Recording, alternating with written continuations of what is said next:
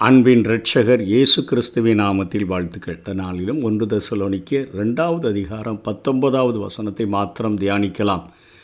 எங்களுக்கு நம்பிக்கையும் சந்தோஷமும் மகிழ்ச்சியின் கிரீடமுமாய் இருப்பவர்கள் யார்? நம்முடைய கர்த்தராகிய இயேசு கிறிஸ்து வரும்போது அவருடைய சன்னிதானத்தில் நீங்கள் அல்லவோ அப்படி இருப்பீர்கள் என்று சொல்லி இங்கே பவுல் அப்போஸ்தலன் பிரதிபலன் தருகின்ற கிறிஸ்துவானவர் நமக்கு ஒரு கிரீடத்தை தருவார் என்கிற காரியத்தை இங்கே பேசுகிறதை பார்க்கிறோம். முள்கிரீடம் சூடியவர் தருகின்ற நற்கிரீடங்கள் என்கிற தலைப்பின் கீழாக இந்த செய்தியை கற்றுக்கொள்ள முடியும். வேதாகமம் பிரதிபலன்களின் தொடர்பில் கிரீடங்களை பற்றி கூறுகிறது. கிரீடங்கள் என்பதற்கான கிரேக்க சொல் ஸ்தேப்பானோஸ் என்று சொல்லி அழைக்கப்படுகிறது. பொதுவாக ஸ்தேப்பானோஸ் வகை கிரீடங்களை எங்கெங்கே பயன்படுத்துகிறார்கள் என்று சொன்னால், விளையாட்டில் வெற்றி பெற்றவர்களுக்காக வழங்கப்படும் என்று சொல்லி 1 கொரிந்தியர் 9:25 பவுல் பேசுகிறார். பந்தயத்திற்கு போராடுகிற எல்லாரும் இச்சையடக்கம் உள்ளவர்களாக இருப்பார்கள். அவர்கள் அழிவுள்ள கிரீடத்தை பெறும்படிக்கு அப்படி செய்கிறார்கள். நாமோ அழிவில்லாத கிரீடத்தை பெறும்படிக்காக நம் இச்சையடக்கம் உள்ளவர்களாக இருக்க வேண்டும் என்று கொரிந்து சபைக்கு அவர் எழுதுகிறார். தீமோத்தேயுவுக்கும் 2 தீமோத்தேயு 2:5 அவர் குறிப்பிடுகிறார்.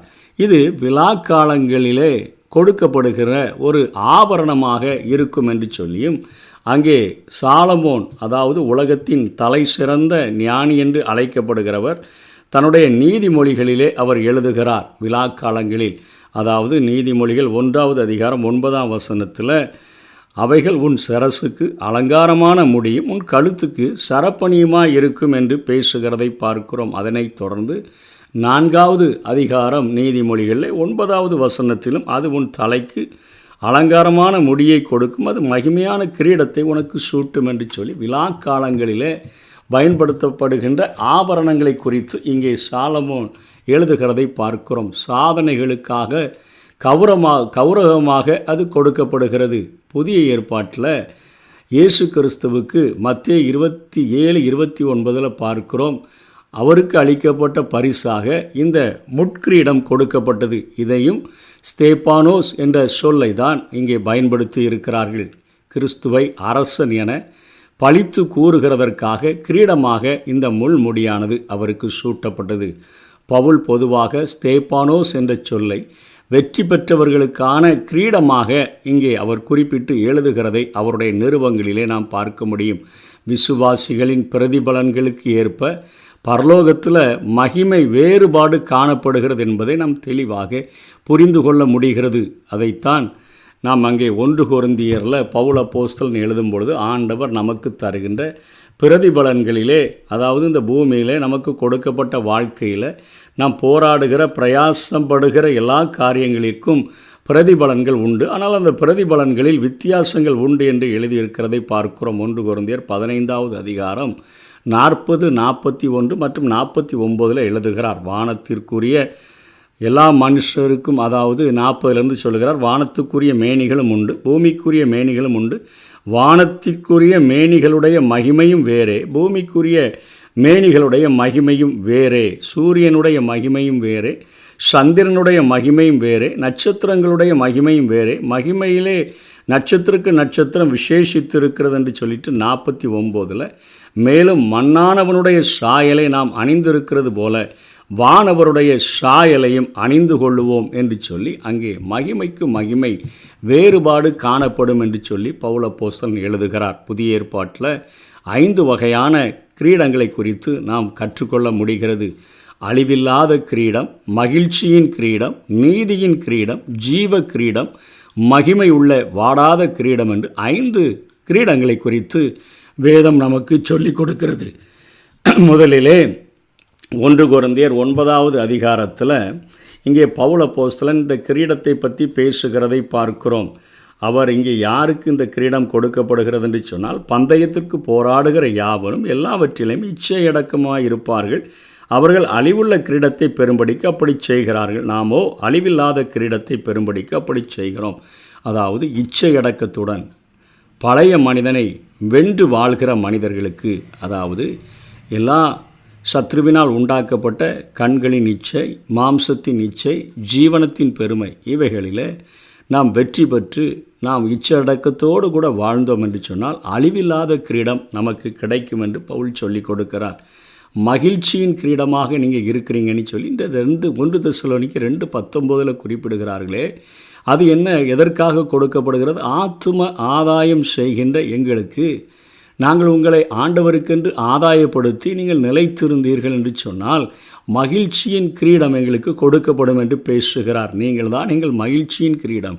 உங்களை ஆத்தும ஆதாயம் நாங்கள் செய்தபடியினாலே எங்களுக்கென்று ஒரு பிரதிபலன் ஆண்டவரால் கிடைக்கும் என்று பேசுகிறார். நீதியின் கிரீடம் என்று சொல்லி அங்கே 2 தீமோத்தேயுக்கு எழுதும் பொழுது, தன்னுடைய 2வது நிருபத்திலே 4வது அதிகாரம் 8வது வசனத்திலே அங்கே பவுல் அப்போஸ்தலன் குறிப்பிடுகிறதை பார்க்கிறோம். என்ன சொல்லுகிறார்? இது முதல் நீதியின் கிரீடம் எனக்காக வைக்கப்பட்டிருக்கிறது. நீதி உள்ள நியாயாதிபதியாகிய கர்த்தர் அந்நாளிலே அதை எனக்கு தந்தருளுவார். எனக்கு மாத்திரமல்ல, அவருடைய பிரசன்னமாகுதலை விரும்பும் யாவருக்கும் அதை தந்தருளுவார். அதாவது ஆண்டவராகிய இயேசு கிறிஸ்துவினுடைய வருகையை ஒவ்வொரு நாளும் எதிர்பார்த்து கொண்டிருக்கிறவர்களுக்கு, எனக்கு மாத்திரமல்ல, அப்படி எதிர்பார்க்கிற எல்லாருக்கும் நீதியின் கிரீடத்தை தருவார் என்று இங்கே பவுல் அப்போஸ்தலன் போதிக்கிறார். அதனைத் தொடர்ந்து யாக்கோபும், இயேசுவின் சகோதரனாகிய யாக்கோபும் தன்னுடைய நிருபத்திலே இந்த கிரீடத்தை குறித்து அவர் எழுதுகிறதை பார்க்கிறோம். யாக்கோபு 1வது அதிகாரம் 12வது வசனத்தில், சோதனையை சகிக்கிற மனுஷன் பாக்கியவான், அவன் உத்தமன் என்று விளங்கின பின்பு கர்த்தர் தம்மிடத்தில் அன்பு கூறுகிறவர்களுக்கு வாக்குத்தத்தம் பண்ணின ஜீவ கிரீடத்தை பெறுவான். அதாவது இந்த பூமியில் நமக்கு கொடுக்கப்படுகிற சோதனையை சகிக்கிறவர்களாக நாம் காணப்பட்டோம் என்று சொன்னால் நமக்கு ஜீவ கிரீடத்தை ஆண்டவர் தருவார் என்று வேதம் கற்றுக் கொடுக்கிறது. அதனைத் தொடர்ந்து 1 பேதுரு 5:4 பேதுரு சொல்லிக் கொடுக்கிறார், அவருடைய மந்தையை இந்த பூமியிலே சிறப்பாக கண்காணிக்கிறவர்களுக்கு, அவருடைய மந்தையை சிறப்பாக நடத்துகிறவர்களுக்கு ஆண்டவர் ஒரு பிரதிபலனை வைத்திருக்கிறார். அப்படி செய்தால் பிரதான மேய்ப்பன் வெளிப்படும் போது மகிமை உள்ள வாடாத கிரீடத்தை பெறுவீர்கள் என்று சொல்லுகிறார். உங்களிடத்தில் உள்ள 2வது வசனத்தில், தேவனுடைய மந்தையை நீங்கள் மேய்த்து கட்டாயமாய் அல்ல, மனப்பூர்வமாயும் அவலட்சணமான ஆதாயத்திற்கு அல்ல, உற்சாக மனதோடும் சுதந்திரத்தை இருமாப்பாய் ஆளுகிறவர்களாக அல்ல, மந்தைக்கு மாதிரிகளாகவும் கண்காணிப்பு செய்யுங்கள். அப்படி செய்தால், அதாவது இந்த பூமியிலே காணப்படுகின்ற கர்த்தருடைய மந்தையை மேய்க்கிற மேய்ப்பர்கள் அப்படி செய்தால் எல்லா மேய்ப்பர்களுக்கும் பிரதான மேய்ப்பனாகிய இயேசு கிறிஸ்து அவர் வெளிப்படும் பொழுது மகிமை உள்ள வாடாத கிரீடத்தை பெறுவீர்கள்.